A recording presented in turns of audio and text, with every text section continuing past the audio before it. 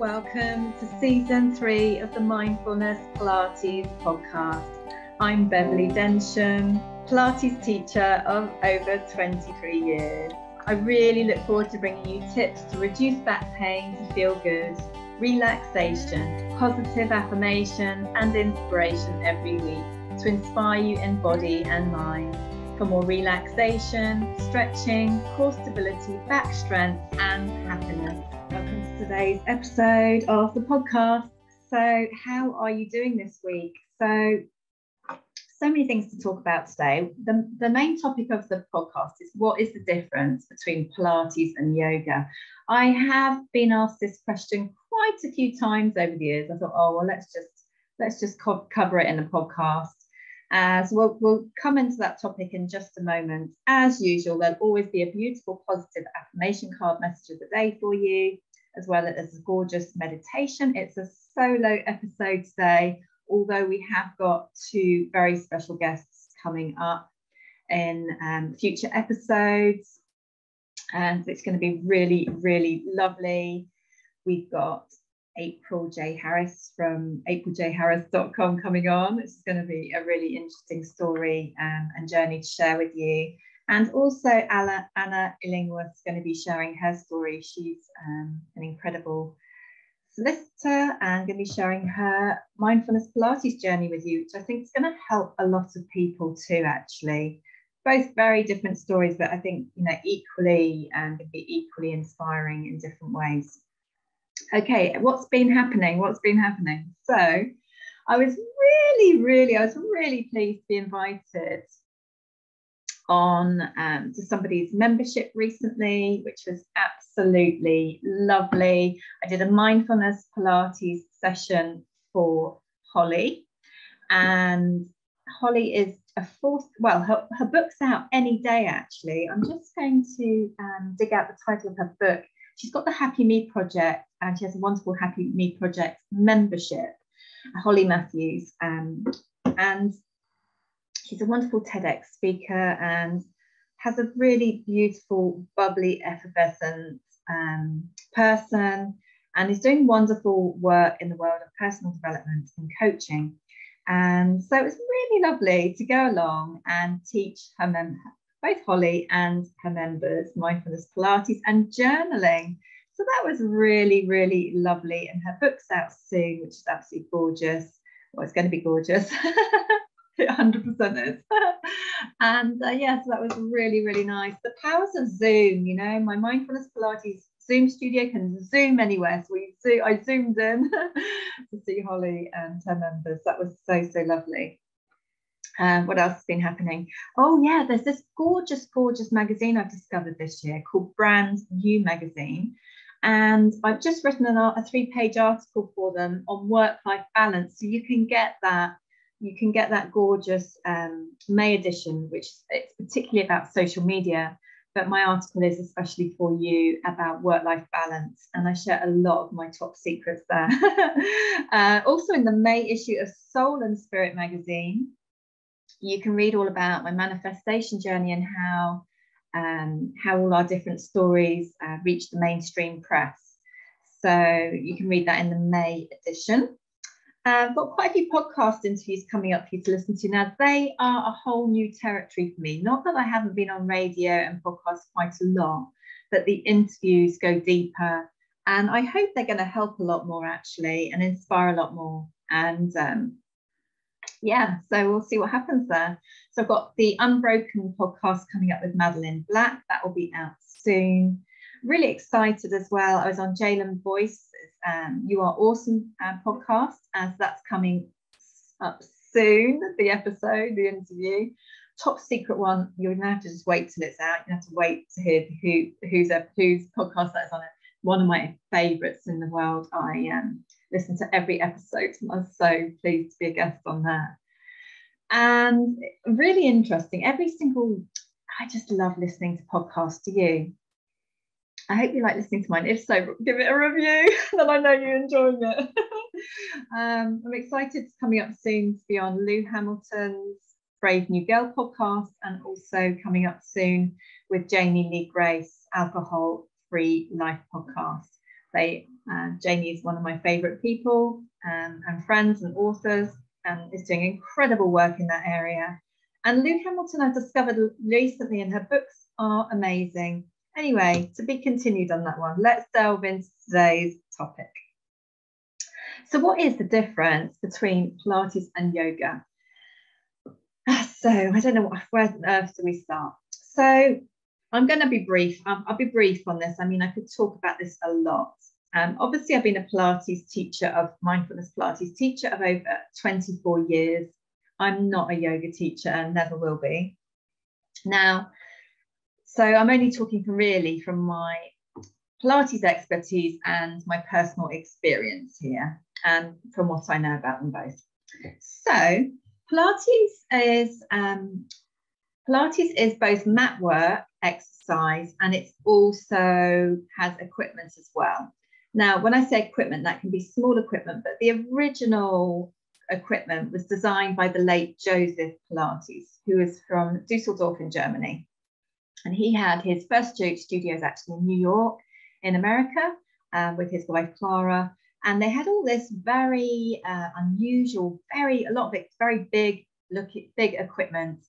I personally taught on this equipment for like the first sort of 16 years of my career, and they are really good, I must say. Reformers and Cadillac and chairs and all sorts of things. At one point I had 11 reformers, a big studio, little studio, and all the big equipment, which has springs and pulleys. It looks a bit like a torture chamber, but it's very flowing, strengthening, lengthening, amazing equipment. So that is quite a big difference between Pilates and yoga, is that Pilates, yes, can be mat work, but it can also be big equipment like the traditional equipment, which it's so good that it hasn't actually changed from when Joseph Pilates designed it, apart from it looks a bit more modern or different colours now. But basically, the fundamentals of that equipment has not changed over the years. It's still got the springs, you've still got the pulleys, you've still got all those original exercises, and obviously loads more have come about since too. Whereas yoga is purely mat work. So that is one of the biggest differences. The next sort of big difference, I would say, is that Pilates is traditionally mind and body. It's a mind-body exercise, and yoga is often mind, body, and spirit. Now, for those of you who know me, you might be thinking, well, Bev, you're one of the most spiritual people I know. Well, yeah, that's true. But for me to teach mindfulness Pilates, it's quite easy. I think I've been doing it so long, it feels like it's in my blood.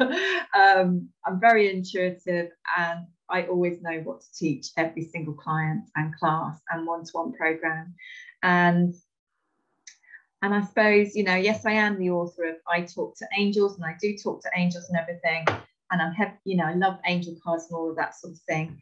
But I suppose I teach it quite mainstream, as in with positive affirmations.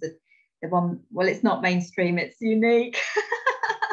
It's very unique how I teach it. I don't teach bog standard Pilates. It's you've got the meditation in it, you've got the mindfulness in it, you've got the positive affirmations that I teach in it, and you've got the 1-minute journaling, you've got the visualization, you've got the sports science kind of visualization, mental rehearsal infused into it. You got that sort of sports psychology side infused into it. I've now dropped my microphone. I'm really sorry. I'm sorry about that, everybody. I'm sorry about that. So why am I telling you this? Well, no, traditional Pilates is purely just the exercises, and it isn't all these added extras that I've infused into it from all those years of teaching, personal experience and whatever. Anything else to say about that? Yeah, so that's kind of Pilates, but then that's my style of Pilates. And then with yoga, Pilates doesn't so traditionally have meditation in it, but the first principle of Pilates, the first two principles of Pilates are relaxation and breathing, and very much in yoga as well. So this is a similarity actually, is that there is meditation and relaxation and breathing in it. Pilates is now the differences with the breathing. I teach two types of breathing. Now with the Pilates, you're always doing core stability breathing. It's all about the core stability. It's all about working those deep abdominals.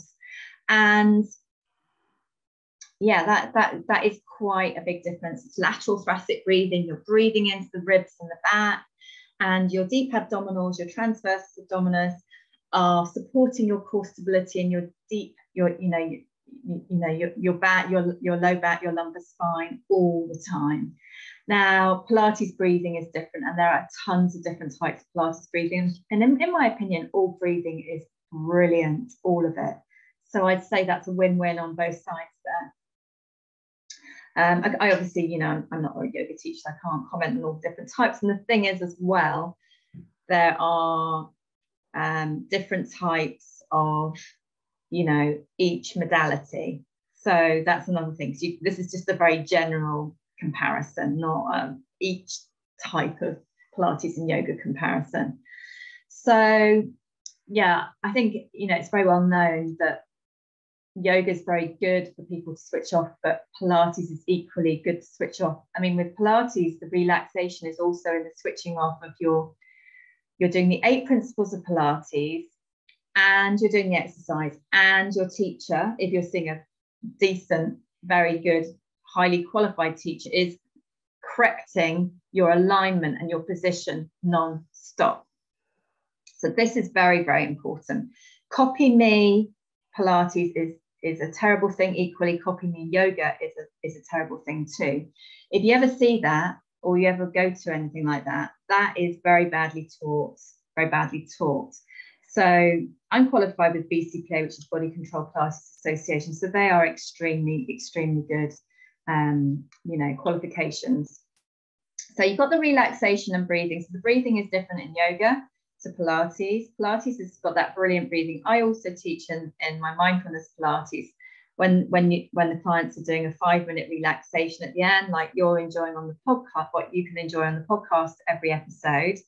That breathing is just relaxed, breathing into the tummy and just relaxing, with the breathing. Or it's also more purposeful and stronger breathing, but you're not particularly having to do the lateral thoracic breathing because you're not doing the exercise bit of it, if that makes sense. Excuse me, hiccuping. So that's why I teach both, because I teach many types of breathing. But for the actual exercise, doing your core stability, doing your strengthening, doing your back strengthening, the whole time you're moving in a session, it's that core stability breathing. It's brilliant. Now, the 8 principles of Pilates are relaxation, breathing, which I've already mentioned, centering, which is your core stability, alignment, which is also the good posture with the good alignment on every single thing you do, and every time you move in Pilates, it's an exercise. So I'm then teaching my clients and you on the podcast to think about how you sit, how you stand, how you walk, how you move, how you get out of bed in the morning. So you've got as far as relaxation, breathing, centering, alignment.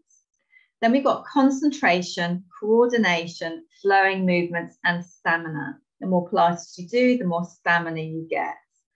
Huge benefits a lot of people come for is that core stability and that strengthening, especially the back and any bits of the body that got weaker. Anytime there's been injury or dis-ease in any way in the body, it needs work, and often it needs a lifetime of work. And you need the maintenance, and then you need the regularity, and you need the professional teacher. Now, like anything, like in any profession, there are good people teaching it well and people teaching it badly. Excuse me. And I'm obviously quite annoyed about this. I'm coughing. I didn't have a cough before I came on the podcast. I'll be honest, I am quite annoyed about this. I'll have a quick rant. It's really not like me, but I'm just having some of my tea. Cheers. It's Friday. I'm recording this. I'll be honest. The weather's been getting better. It's like spring, and there is a Pilates yoga thing with this. And one of my favourite spots by the sea to do beach Pilates. I love it on the weekend to go and have a swim in the sea, and then I get changed and back into my Pilates gear, one of my favourite jumpsuits, or leggings and a vest, whatever, tracky top if it's still a bit cold, But it's been a bit warmer. It's just been so nice, and having barefoot and the sand is just gorgeous. Anyway, I just had the most blissful time doing my own personal mindfulness Pilates. And then afterwards, sometimes I've filmed little videos on my YouTube, and but especially for my clients, you know, and social media as well, a little bit. Now, the reason I'm saying this is I do get wound up. There's a particular class, yoga class, going on the beach, and it really winds me up because the numbers in the class are very bad. They're going over 12 in a class. And number 2, it's copy me yoga, and that winds me up. And then 3, I can see that some of them are really struggling to do what on earth the teacher's doing, and it's way out of their level, and they're just not doing it properly at all, and that's just a complete waste of time. Also, they're at risk of injury. So I find it very hard to see this going on on the beach, and I know it's going on all over the place. You know, your teacher is not supposed to be at the front of the class. Copy me. It happens a lot in health clubs as well. It winds me up. And yeah, that is not how it's supposed to be. That is not proper teaching, whether that is Pilates or yoga.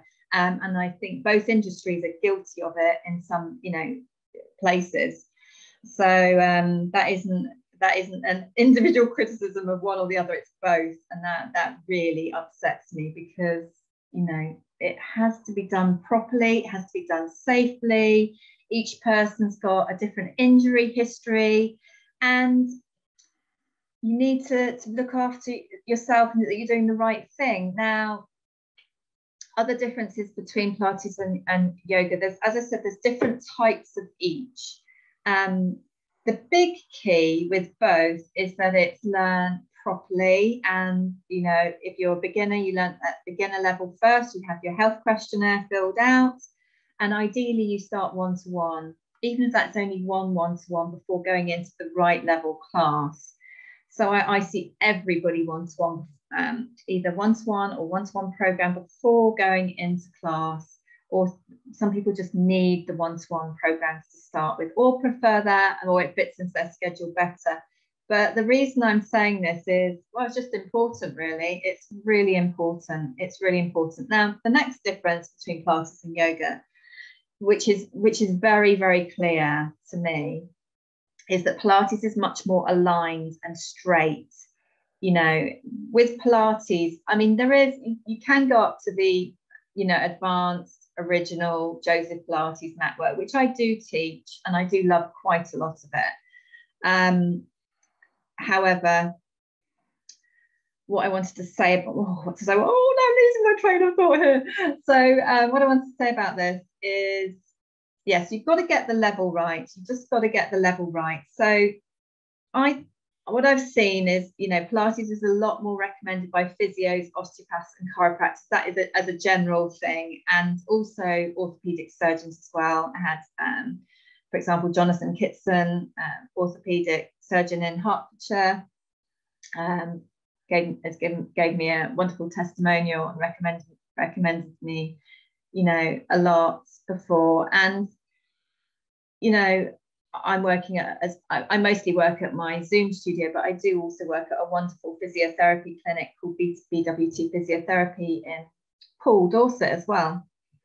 And, you know, it's the exercise, the basics of Pilates are very similar to physiotherapy rehabilitation exercises. So it's much safer. It's kind of more gentle. This is my opinion anyway, but it's much safer. It's much more gentle. It's much more straight. Now, my niche is backs, and, you know, now saying that though, there are some exercises that are contraindicated and aren't so good for people if, you know, that you don't teach if somebody's had osteoporosis, for example, or if they've had a hip replacement. There's certain things you don't get them to ever do again, but there's tons that you can do after prolapsed discs and things like that in the low back. There are certain things that you just don't do to start with or ever again. And that is the right thing to do. And to get a fit, strong, you know, strong back and toned body, you don't have to be able to do every level of Pilates. You can go up to intermediate in a nice, stable, safe way and get very strong and toned, and then, you know, get your life back and get your quality of life back. You know, that's what happened to me. You know, do I play squash anymore, or do some of the really hard stuff I used to do? No, because it doesn't suit my body anymore. Have I found other things that I can do? Yes, the mindfulness Pilates, of course, walking and cycling and stand-up paddleboarding. Do I wish I could still do great long cross-country runs? Probably, yes, I do. Would I still like to be on a squash court? Yes, probably I would. But I'm grateful for what I can do and living life to the full, and, you know, swimming in the sea and stuff like that as well. So, you know, you find sometimes you can end up doing what you want to do again by doing the Pilates, and sometimes you have to find other ways that you're going to be able to move comfortably that's going to suit your body better. So in my opinion, it's a much safer, you know, I teach, you know, quite a few people have had, you know, knee replacements, hip replacements, and it's kind of just a much straighter, more stable, you know, more in sync with physiotherapy basics and rehabilitation exercises, and which is a very, very important thing. It's so important that you do the right level for you. But that's just my opinion. I think you have to be a lot fitter to do yoga. Some people say, well, it's really gentle yoga, but actually I hurt myself at yoga. And I remember at university, people kept saying, oh, try yoga, it's going to help your back. Well, it did not help my back. It made it worse. And I tried a few times over the years, you know, just to try it out. And, you know, some of my friends are in, you know, quite a few of my friends are quite into yoga, and, you know, it's absolutely fine. It works for them. But I, you know, I hurt myself. It felt like I'd had a whiplash injury, and I have had whiplash injuries. And you don't want to come out of exercise or yoga and feeling like you've had another whiplash in a car accident like I have before. So I steer clear personally. I mean, there's aerial yoga. I think there's even aerial, goodness knows what. I don't know. Pilates now. I have no idea. I've also taught paddleboard Pilates. In fact, one of my clients wants to get out on the water with me again, so I'm definitely up for that. So yeah, there's so many types, but the golden rule is, you know, some people do both, and that is absolutely fine. If you enjoy both, brilliant. You know, there's a lovely health coach I know, and she loves both, but, you know, she's more injury free, and, you know, she really loves both, and I think that, you know, that's absolutely fine. But, you know, find what suits you and your body, and just please, more than anything, you know, it's not about rating one over the other. And in fact, my book, which I'm quite surprised I wrote, not actually writing the book, but in the book it said, you know, you might want to do Pilates or yoga or whatever. So you've got to find what works for you, really. Now, in this study, I'm just going to dig it out for you. It did, I was one of the Pilates experts for a particular article, and it was actually the actual article was about how to improve your flexibility. Now, I will put the article in the show notes for you, and it talks quite a bit about flexibility. If the idea of touching your toes feels impossible, you may be wondering how to improve your flexibility. Being flexible and having a good range of motion is important, yet an often overlooked element of fitness. So it says improving your flexibility can have a range of physical benefits, with the American Council of Exercise reporting that flexibility training can allow greater freedom of movement and improve posture, increase physical and mental relaxation, help to release muscle tension, and reduce the risk of injury. So it goes on to all sorts of other things, and I was really excited to write the bit about doing daily 6-minute Pilates. Now, it's got a bit of a study going on comparing Pilates and yoga. Now, I did mention it in the last episode. Now, I'm just going to dig out the research for you. So it's quite good study they did. So a 2018 study, this is in science.com, by the way, and the actual article. A 2018 study published in the Journal of Exercise Rehabilitation found that participants who practiced Pilates for 1 hour 3 times a week for 8 weeks improved their scores on a functional movement test, which measures things like balance, stability, and mobility more than people who did yoga or a control group who didn't do exercise at all. So Pilates came out tops on that. Yeah. But I love you whether you do Pilates or yoga, don't worry.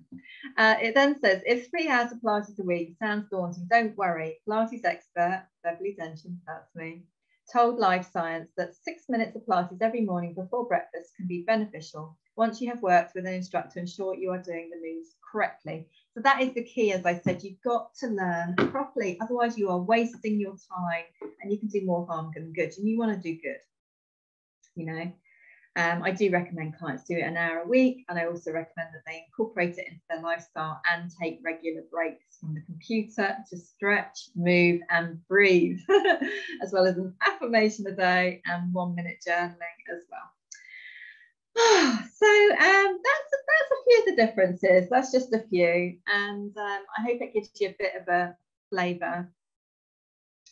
You know, the other things that just pop into my mind, I'm looking at my studio here, and use things like in Pilates you use things more like bands, in yoga you use things more like straps. I mean, you can use all sorts of little pieces of equipment in Pilates, from rings to all sorts, and they are fantastic to add all those bits and bobs in. I'm particularly a fan of the spiky Pilates massage balls. They are brilliant for releasing tension, tightness and stiffness in the muscles. My back can't live without them, actually. So there we go, that'll do for today. So I hope you enjoyed today's meditation. Now, I'm going to enjoy the 40 breath meditation again. Now you can do this just one round of it, or you can do it twice, 3 times or 4 times. This particular one again today is 5 minutes, but you can repeat it twice, 3 times or 4 times if you want to. My personal latest favourite meditation is this exact one, which I like to do lying cosy in bed in the morning. After my hot and cold shower, I climb back into bed and do this meditation. And currently I'm doing it for 20 minutes, which means doing this 4 times. But even doing it for once for 5 minutes is brilliant. I really hope you enjoy this meditation today. Enjoy. So welcome to your number 40 relaxation meditation, sitting or lying down comfortably. However is comfortable for you, close your eyes, either with a cozy blanket, and just let your tummy rise and fall. If you want more back support if you're lying down, you can bend your knees or have cushions or support under your knees. Breathe and relax. In through your nose, out through your mouth, relax. But quite nice, strong breathing, so you can hear the breathing. Breathe and relax. In through your nose, out through your mouth. Going to go for another 8 there in your own time, relaxing more on each out breath. Feeling your tummy rise and fall.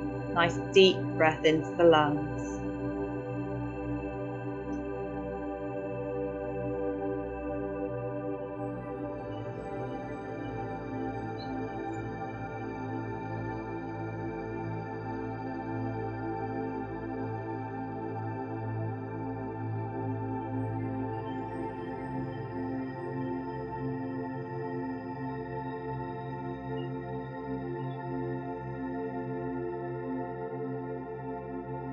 So in the number 40 relaxation meditation, it's just basically 4 sets of your number 10 relaxation meditation, going into the second lot of 10 breaths.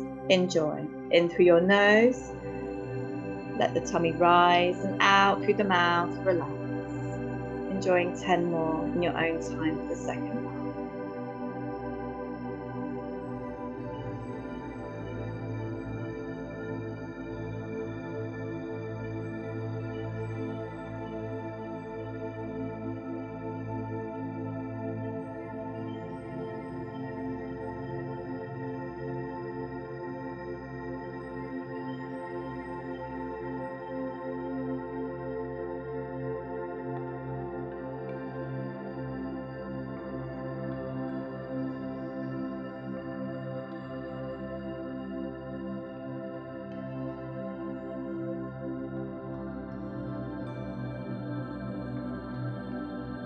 Going into the third part of your next number 10 breaths.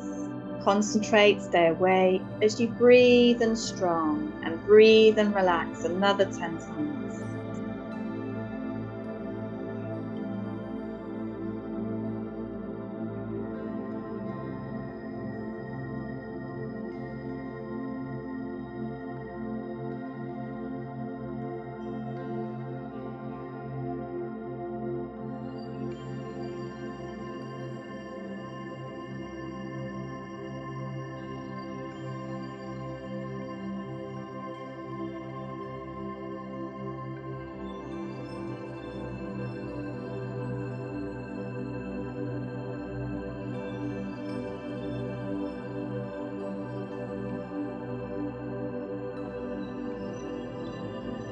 And the final 10 breaths, in through your nose, out through your mouth, relax, feeling your tummy rise and fall and relax.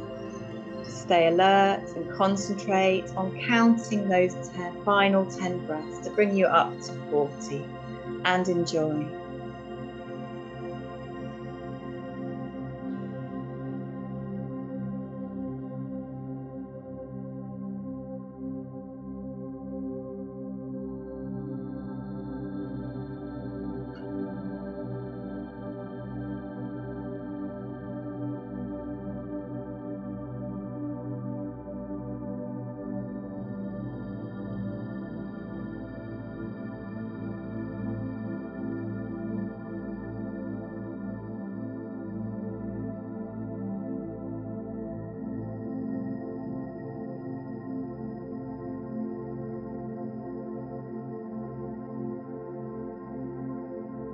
And relax.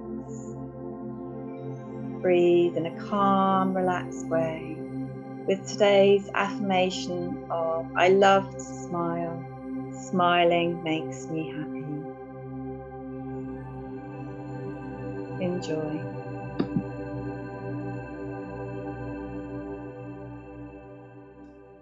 Right, so how do you feel after the meditation today? I hope you're feeling really, really lovely and relaxed and maybe rejuvenated, or perhaps it's going to encourage you to slow down to get more rest, because sometimes when we breathe and relax and take more time to meditate, it highlights that we're actually not getting enough rest in life. So how do you feel about that? I hope you enjoyed it though. Now, today's happy and calm card message of the day to finish is my core stability and back strength is improving. What does that message mean to you today? I just wanted to, it just felt like the right affirmation today. Now, if you're thinking, oh, it's not, well, you can do something about it. A very powerful way to say this affirmation is whilst you're doing your mindfulness Pilates, and always start off with the basics, no matter what level of fitness you are, and get the technique and the foundation right. And whilst you're doing your core stability exercises, you can say, my core stability is improving. Whilst you're doing your back strengthening exercise, you can say, my back strength is improving. And then it's true, and you don't have to battle with the affirmation. Right, that is it today. I'm going to finish work early this afternoon. I'm very excited to be doing that. And yeah, going to be doing more dips and plunges in the sea. And yeah, all I want to say is thank you so much for listening to this episode, and really look forward to seeing you on the next one. And really would appreciate it if you share with friends, rate and review, so I know there's more of you listening and enjoying it. That would be amazing. Have a great week and lots of love. Thank you for listening to this episode of the Mindfulness Pilates podcast. Please rate and review on your podcast platform. You can access my free healing meditation and Pilates to ease back pain in 3 minutes on my website.